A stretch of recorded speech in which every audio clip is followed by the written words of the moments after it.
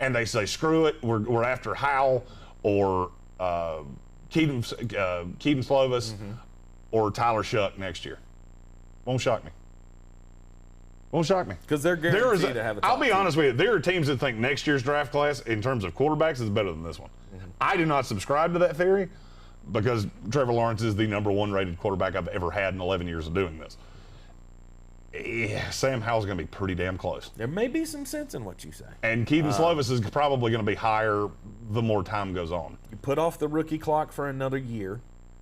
None of it would surprise me. Because you're guaranteed to have a top 2 draft pick, in my opinion, next year. Yeah. It's either going to be especially you or if you Detroit. don't wind up with a Darnold or a Tua Tagovailoa or somebody like that.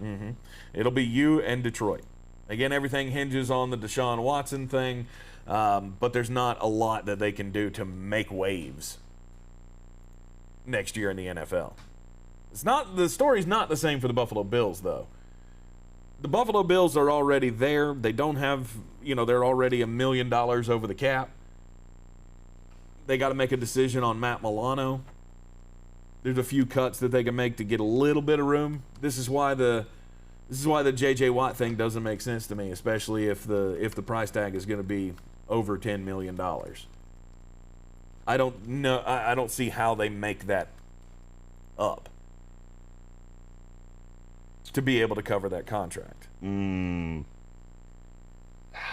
mean, it's possible you can cut John Brown and save $8 million. No, they're not, and they're not going to do that. That's part of the highlight of this team is that they've got such good weapons.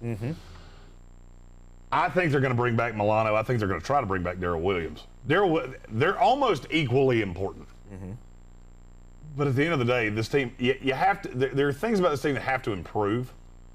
And I think paying Milano top of the linebacker market money and paying Darrell Williams top of the tackle market money, now it's getting tight. And I don't necessarily think that's going to happen. Vernon Butler is another guy that could be cut by this team. 100%. They'd save a lot of money. And I think he will be. They'd save a lot of money doing that as well, about $7 million. So there are guys that they could let loose to create some room. But again, is this a one and done thing? Because you're going to have to make your decision on one of these guys. If it's J.J. Watt or if it's keeping Matt Milano. I think you only have enough room to do one or the other. The way I'm looking at it. So which one would you do? Matt Milano. I agree with that. I think he's too important to that defense. I think he's the straw that stirs the drink in that defense. And there's just not a lot of linebackers like that. I've heard people say, they could replace him with Jayon Brown. Jayon Brown's going to get more money than you think he is. And it very well could be from the AFC East because there's 3 teams in that division that he fits with. So I think they franchise Milano. I've said that multiple times. Yeah. I don't think you're going to franchise a guy like Darrell Williams. He's not worth that. He's good, but he's not that good. Biggest holes they have, though. They need a running back. Well, they need a running game.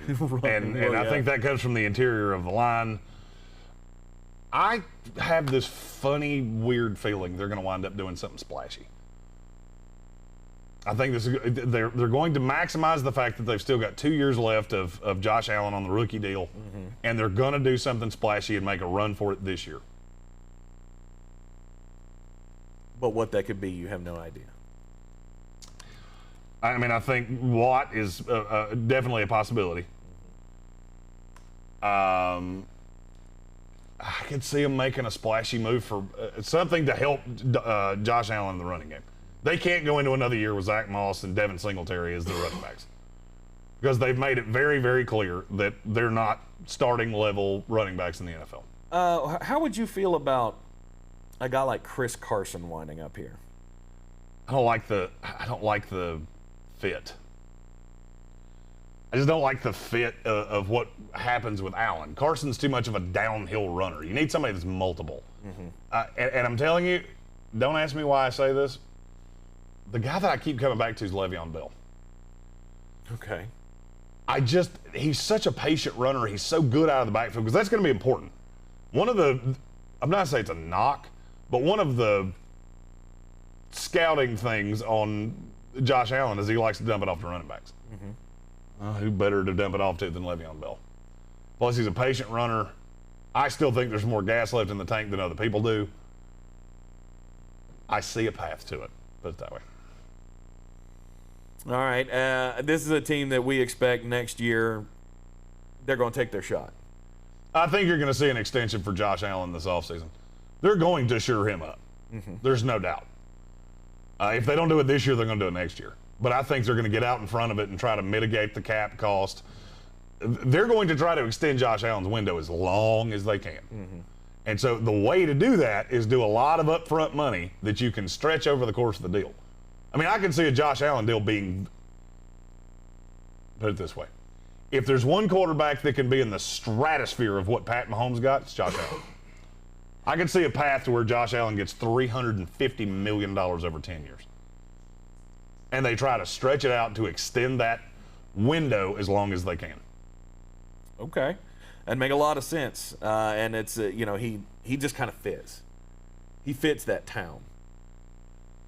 And 100%. Yeah, and you want to keep guys like that around for a long time. That would be a phenomenal deal for them. And one that I wouldn't really buck at if I saw it happen.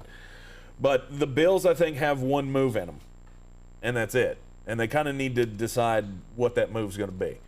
Is it going to be staying with consistency and keeping the linebacker or the quarterback of your defense? Is it going to be bringing in J.J. Watt? Are you going to go out and try to, you're going to have to go out and seek value at the positions that you don't hit the home run in. So you really just have to make the decision of what is the best option for you. And what's there for you in the draft. And you're picking at the back end of the first round. Who's the guy they would look at that first spot? At 30? Yeah, say they don't get J.J. Watt. Is there an edge rusher that they should take at 31 or 30, excuse me? I think you could. I've currently got them taking Nick Bolton out of Missouri. I don't know that that's going to stay the same, that will continue all the way to when I actually release my second mock draft. I mean, there are a lot of guys. There are a lot of guys that fit that Buffalo-style defense right there at the back end of the first round. Guys like Jalen Phillips, the edge rusher out of Miami. I could see them. The beauty of Buffalo is that they don't have a glaring need anywhere. I'll tell you another guy that if he somehow wound up getting to 30, Najee Harris. Najee Harris is one of those guys that fits Buffalo superiorly well because he is a downhill runner, but he can still catch. He can be multiple. He can do a lot of things. And I think that's probably a best-case scenario. After swings and misses on running backs, though, in, 2 out of the last 3 drafts. Yeah, but think of where you took them. Devin Singletary was in the 3rd. Zach Moss was in the 4th. Yeah. I don't know. I could foresee them going after a tackle here. Because I think Darrell Williams but there's not many out there. the guy that's going to get. Well, there's just not many there. But there are a lot of names that I've seen mocked out there. Liam Eichenberg and Liam Eichenberg ain't going in the first round. Not at the end of the first round. Liam Eichenberg most likely ends up as a guard. Okay. Jalen Mayfield's going to be another one you're going to throw out there. Dylan Radunes. Where in the fuck are you looking? North Dakota State. Yeah, he's a 4th round pick. That's not that's not even close. The names that you're talking about at the end of the first round would be like Alex Leatherwood, and I'll be honest with you, he was really bad at the Senior Bowl. He got annihilated at the Senior Bowl. So I think he's going to fall. I think Alex Leatherwood's a back end of the 2nd round pick now. Okay. Sam Cosmi, who's a left tackle, he will be gone. I have him going to Indianapolis in my mock. He just pulled my mock up here. Jalen Mayfield is a guy. Okay. I think he's a dude. Right. I mean, there are a lot of people in the industry that are losing their minds about him. I'm not one of them. And then. You're talking about Dylan Raduns, by the way, out of North Dakota State. I have him in the 4th. I didn't like that. There's things I don't like on the tape. I think he's going to have a huge problem of jumping up in I'm out. I'm not saying the team won't do it, but he's he ain't up there for me. Yeah, he's up there for a lot of services and a lot of mock drafts. I've been seeing his name a lot at the bottom and the back end of the first round, top end of the second round. So I guess there are some people that are wild about him.